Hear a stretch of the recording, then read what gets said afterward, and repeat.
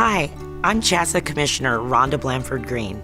High school students learn so much through their participation in athletics and activities, but in order for them to learn what we need them to, they have to be safe.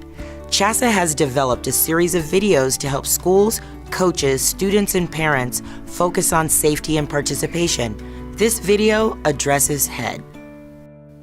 A concussion is a type of mild traumatic brain injury caused by a hit to the head, the neck, or the body. The energy is then transferred from the site of impact to the brain, causing sudden movements that twist or bounce the brain and the skull. These movements cause temporary damage to the cells, which create chemical changes in the brain that alter normal pathways. These chemical changes can make the brain more sensitive to processing information, physical or mental stress, or another injury to the head. A concussion is a functional injury which there is a brief loss of neurological function, followed by symptoms that can last for minutes, days, or weeks. Head injuries present a challenging evaluation process for medical personnel. The diagnosis of concussion has to be made by a qualified professional who understands the comprehensive nature of the problem and the different options for treatment. Identifying a concussion can be challenging because no single specific test can definitively prove a concussion. The diagnosis is determined based on the athlete's signs and symptoms, physical exam, and neurocognitive assessment. No two concussions are the same. The symptoms can vary from individual to individual, but more common symptoms would be confusion, having troubles at school with memory, processing speed, concentration, attention to detail, having increased headaches with physical exertion or with mental activity, sensitivity to light, sensitivity to noise, having troubles with nausea or decreased appetite. But again, all concussions can look very different from individual to individual.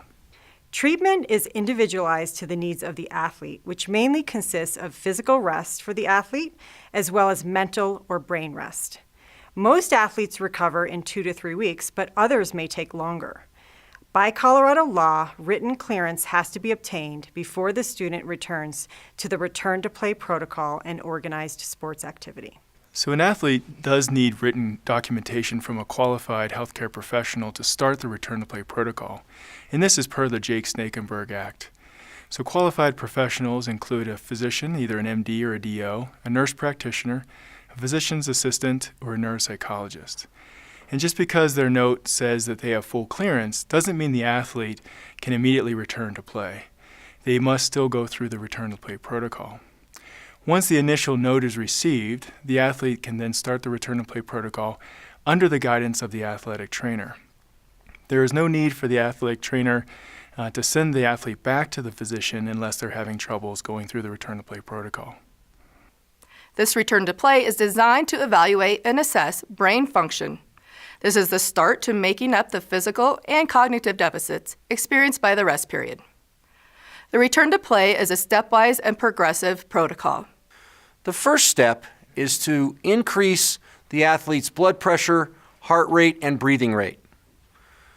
The second step is to give them some coordinated sports-related activities to restore some coordination and some physical conditioning.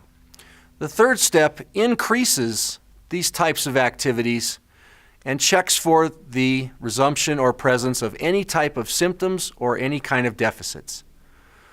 The fourth step then is to get them into a limited practice situation, typically without padding or other types of equipment. Fifth step is to progress to a full practice situation. And the sixth step, assuming there are no symptoms or cognitive deficits, is to return them to a full practice, full participation. Coaching has changed a great deal since I started in the 1980s. Perhaps the most positive change is the way we look at keeping high school sports safe for the participants. CHSAA has long been a leader in Colorado high school sports.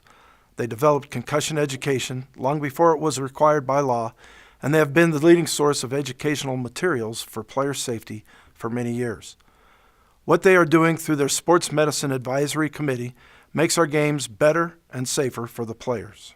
Taking a leadership role in sports and activities, and as an extension of player safety, risk minimization, and sports medicine, CHSAA has long been a leader in educating its membership, coaches, parents, and players in the best practices to make participation experience better and safer.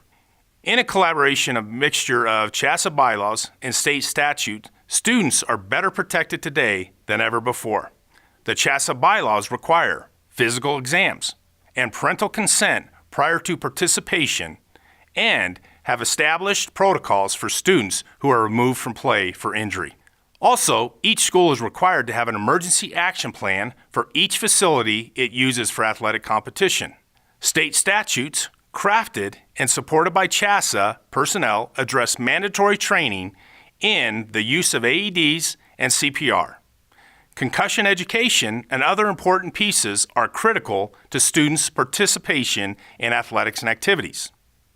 Unfortunately, injuries are part of the participation experience, but the focus on practices that minimize those potential injuries is the singular focus of the CHSAA Sports Medicine Committee. With the proactive approach of the CHSAA Sports Medicine Committee, students continue to find their participation a better and safer experience. Whether it's sports medicine information for coaches, parents, or players, go to chasanow.com and click on the sports medicine icon. I encourage my parents and players to seek out whatever information they need, and chasanow.com's sports medicine page is the best resource.